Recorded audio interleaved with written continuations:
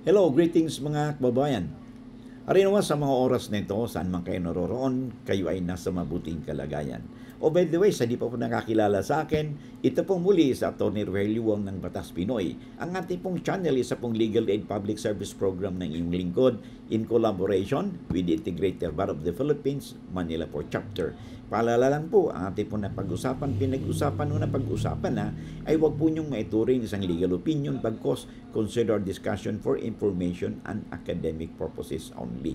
Kung mayroon po kayong compelling issues, pinaka-the best na magkonsulta po sa inyong lawyer. Maraming salamat. O bago tayo magpatuloy, pwede po pang ipupus ko lang po, no?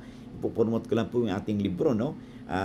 If you're interested, you can have it a screenshot and you can visit the website of our publisher, yung Central Books po natin, no?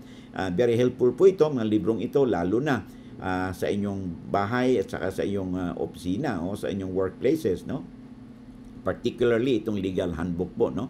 A daily companion for all. Dito po ay extract po ng mga batas po yan na karamihan makaka-apekto po, no, sa ating buhay bilang isang individual, bilang isang anak, bilang isang pamilyadong tao, no, bilang isang empleyado at asawa, no, because dito po sa extract na batas nitong legal handbook ay pinag-ipon-ipon po natin yan, no, yung mga substantive na mga batas, okay, mga extract po nito para more or less pag meron magagamit natin ito as our ready reference, no, for further readings po natin saka research po natin. Okay, makakatulong po yan sa inyo. Of course, yung ating Bill of Rights, no, handbook on the Bill of Rights, ito po yung may kinalaman sa issue ng arrest, no, warrantless arrest at saka search warrant, no, at saka paghalughog po na ating properties, kung kailan ba tayo pwedeng halughugin yung ating personal at saka yung ating mga ari-arian natin, no, sa ating halimbawa sa bahay po natin o sa inyong lupa, sa inyong mga building po ninyo, no. So yan po ay makakatulong po, no, because nandito po yung mga basic rights po natin, no. Kung ang estado po ay nag-exercise po yung kanilang inherent power, no, of the state, no. So, lalo na yung issue sa police power. Okay?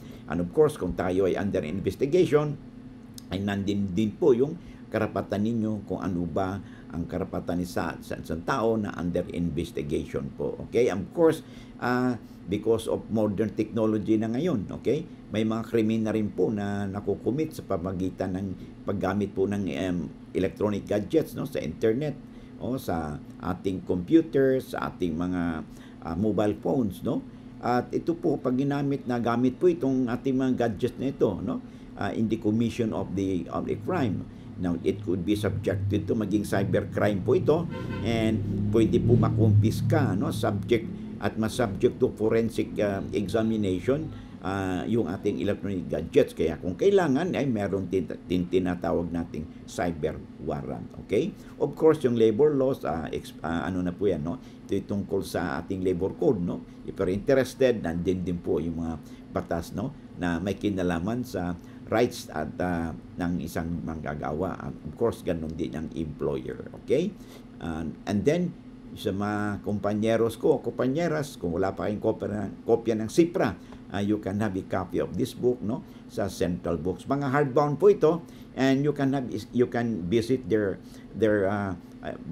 stores dito sa Metro Manila, and they have branches in Cebu and in Davao. Okay? You can also order online. So paki-screenshot lang at you can so that you can have the complete details, no, dito sa mga librong ito. Okay? Pasensya na kayo, no? Nakuha ko po ang inyong oras. All right. Okay, let's now go to our main topic. Okay? Ang topic nito ay pinadala po sa atin si Mami Stress. Okay, yan po ang kanyang pseudonym niya. Okay, username po niya. Sabi niya dito, good day po. Help naman, sabi niya, kasi ibenta na po ng tito ko ang bahay na tinutuluyan ko kasi namayapa na po si lola ko.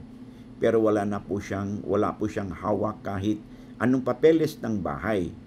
Ako po ay 11 years na nakatira. May karapatan po ba ako na humindi sa kagustuhan na ibenta niya yung bahay. Okay.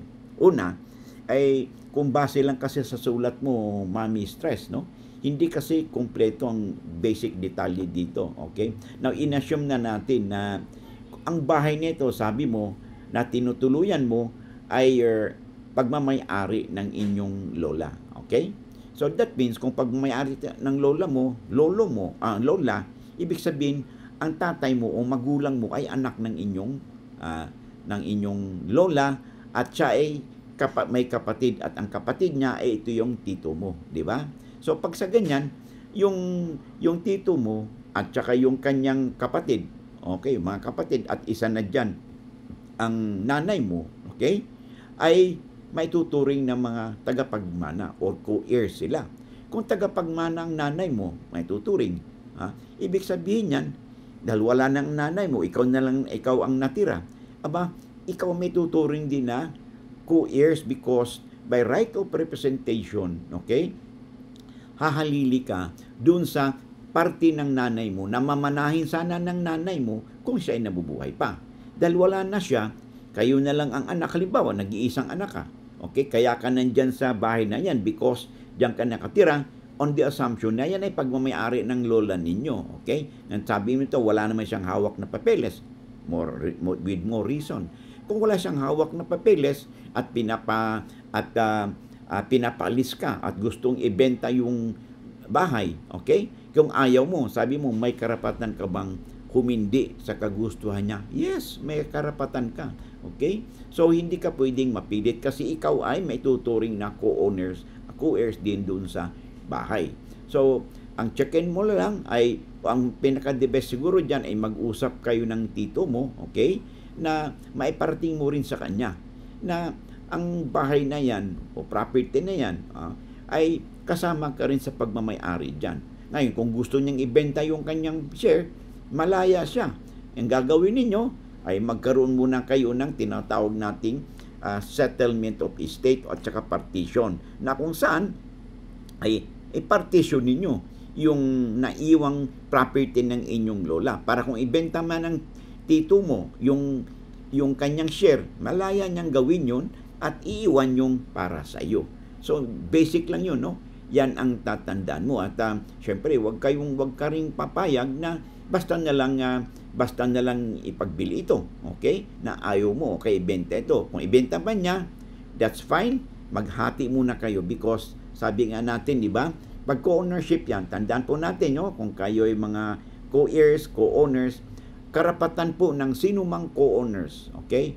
O heirs na mag-demand po ng partition ang inyong parte ng property na inyong jointly own o commonly own.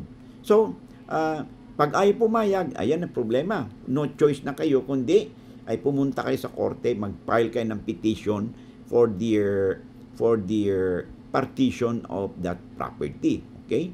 So, bago nyo gawin yan, ay kailangan magpa-survey muna kayo sa isang geodetic engineer, no? Upang sa ganun, magkaroon kayo ng tinatawag nating subdivision and lot plan with approved technical description ng Land Management Bureau upang sa ganun ang bawat parte ng inyong lupa ay mayroon kayong sariling subdivision and lot plan with approved technical description na ito rin ang pagbabasihan sa pagbigay sa inyo ng titulo. Ngayon, hindi maliwanag kasi dito, no? Ano ba yung lupa na yan? Kasi wala kang nabanggit na ito ba'y titulado. Ang sabi mo lang, walang hawak na papeles, walang hawak kahit anong papeles ng bahay. No? So, hindi naman pwedeng walang hawak. Okay, ang gagawin mo, kasi bahay yan, I assume lupa, okay? Ay pumunta kayo sa pinakamalapit na office niyan, sa assessor's office, no? Kung saan kayo nakatira sa inyong munisipyo. At alamin mo ang mga detalye. Kasi kung may tax declaration yan, siyempre, mayroong nagbabayad ng amilyar.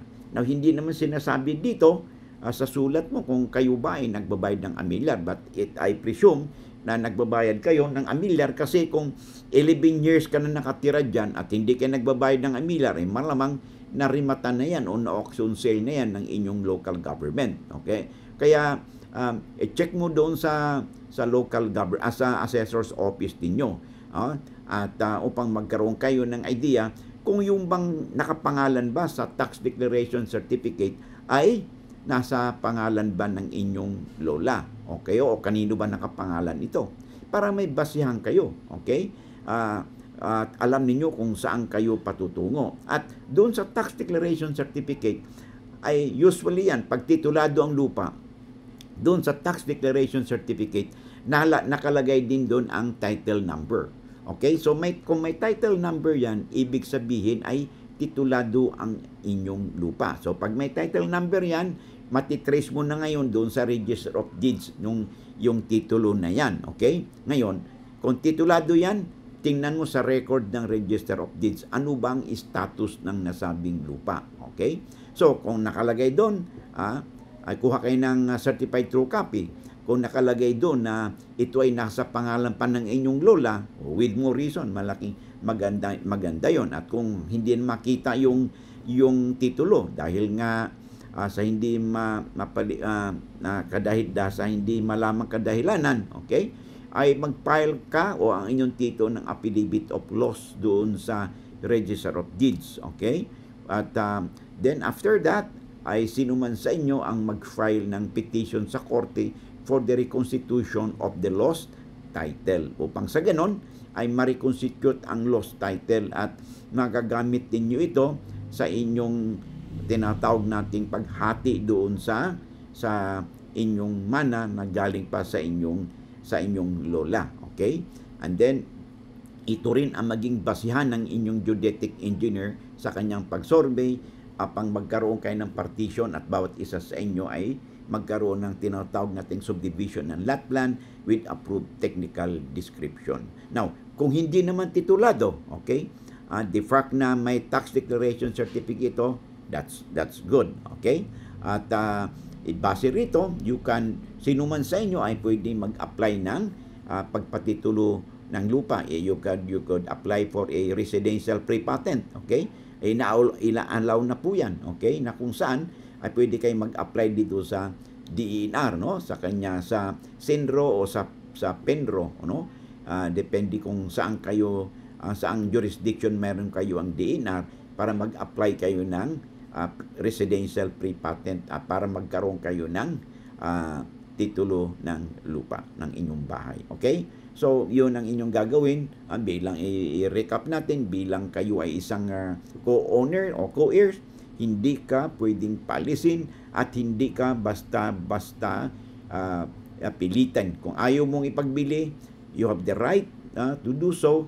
Gustong ipagbili ng tito mo yung share niya, that's fine. I-partition nyo muna at hayaan mong ipagbili yung kanyang share. Okay?